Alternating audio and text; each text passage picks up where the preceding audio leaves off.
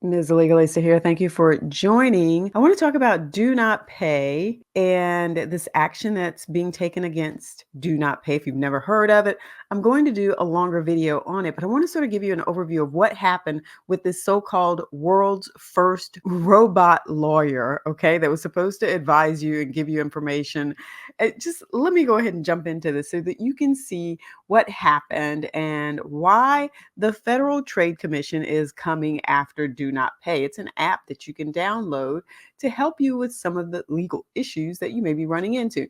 Now, this is the FTC's website, and I've said this before, when you're going to a government website, US government, you can always look at the top to look for this part that says an official website of the United States government. So, hey, I know I'm in the right place. But let's scroll down. They were really just cracking down. This was a recent press release that they put out about all of these companies that they were cracking down on. Do Not Pay was one of them. Now, I had heard of Do Not Pay.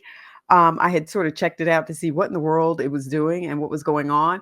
I'm going to do a longer video on, I guess, the complaint and some of this other stuff that's going on with it. But one of the things that really caught my interest was not only was it saying that it could handle some of your legal issues, but there was even something that popped up about handling like blood plasma or something. It was too much. It was too much. But let's go ahead and look at what they were saying here and what went wrong.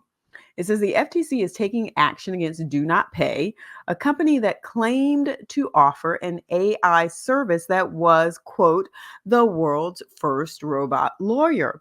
But the product failed to live up to its lofty claims that the service could substitute for the expertise of a human lawyer. Now, think back for just a second. The whole premise around AI or machine learning is that you can share information and experiences with it, and the computer can then learn from those experiences and information and come up with processes that maybe need to be followed.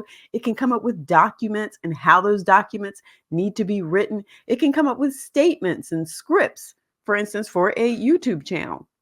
Well, that's all great, but none of it really captures sort of the gut instinct and intuition of a real person, right? So I always think that that piece, the emotional side of it, gets left out. But I do think that there's some room for machine learning to take that into consideration. Let's just leave it there.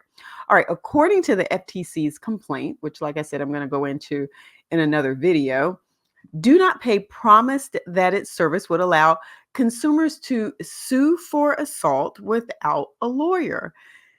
Now, I frequently tell people to Google stuff and learn about stuff, but I don't know. That sounds like a stretch to me.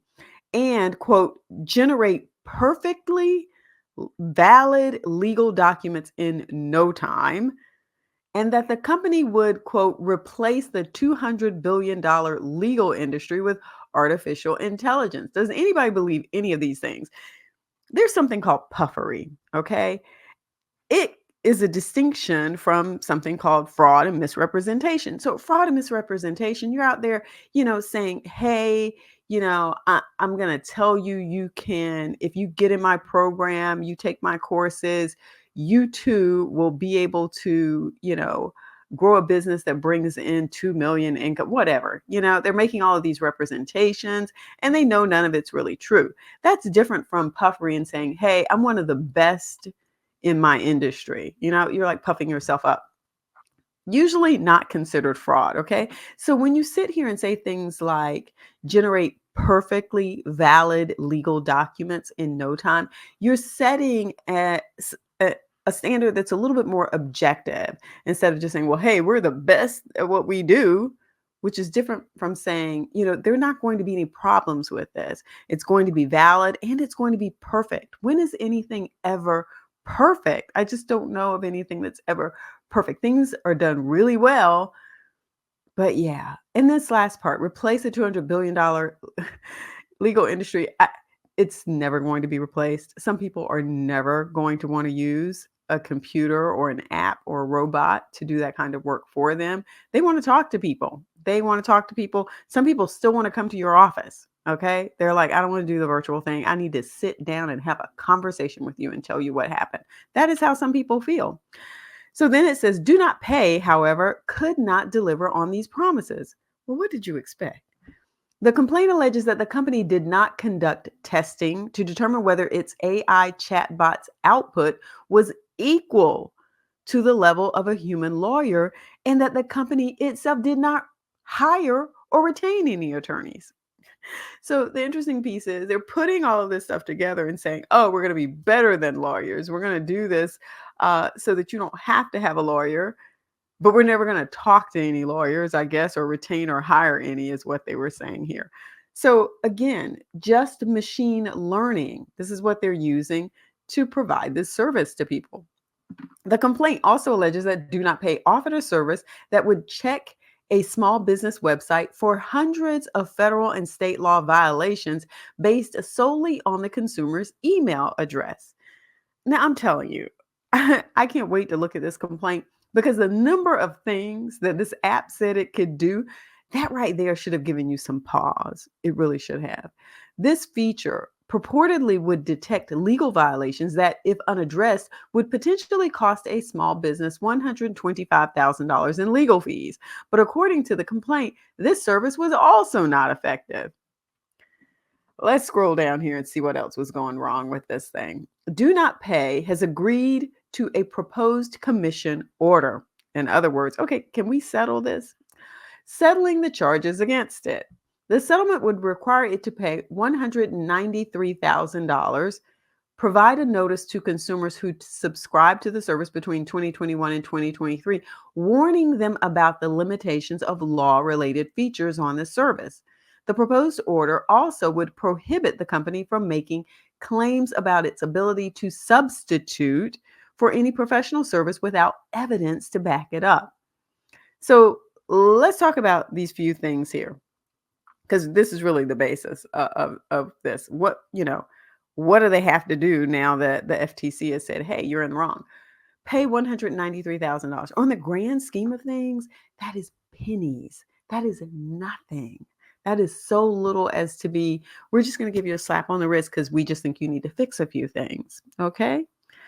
Yeah, not a lot of money. And then it says that they have to issue this notice to consumers just during that time period for those 2 years approximately, warning them about the limitations of the service. So yeah, they put out all this stuff, saying we can do this, we can do that. Some of it may have been objectively stated that looked like a misrepresentation. Some of it may have just been puffery. I haven't had a chance to break that down. Like I said, different video. But it could have been that some of it was just puffery, and maybe that's why this penalty, this fine here, is so low. And it says it's supposed to also, the proposed order will also prohibit them from making claims about the substitution of an attorney, letting people know, the legal robot thing that's going to change the industry and the world and basically say bye-bye to attorneys. Yeah, that's not going to happen. And so it's probably something they never should have said to begin with. But again, it's one of those things that sounds like puffery. And before I wrap this up, I want to go back up to that part of it. It says the company would replace the $200 billion legal industry with artificial intelligence. I mean, it sounds a little like puffery to me. It doesn't sound like this statement that's wound up in some objective fraud where you can really say, yes, you're misrepresenting something. No, this is just a goal, it sounds like, of theirs. But it was information that was used to bring people on board to subscribe to their service or buy their online products.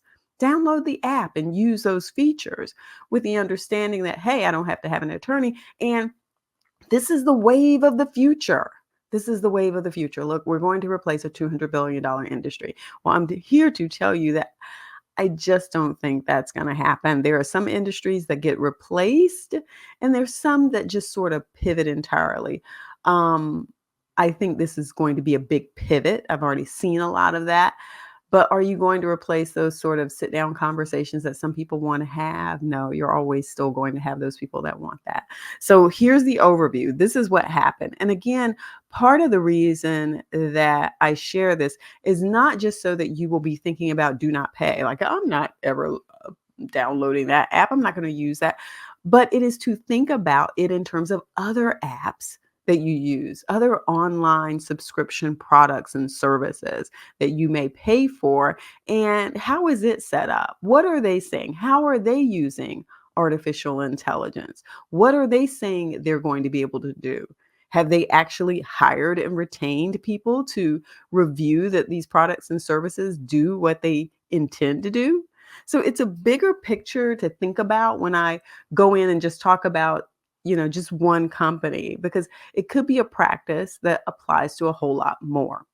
And that's the whole point of this. So don't forget to check out my next video that really goes into the complaint and talks more in detail about some of these products and services, these features that Do Not Pay claim to have, and how it was going to change the legal industry world, I guess.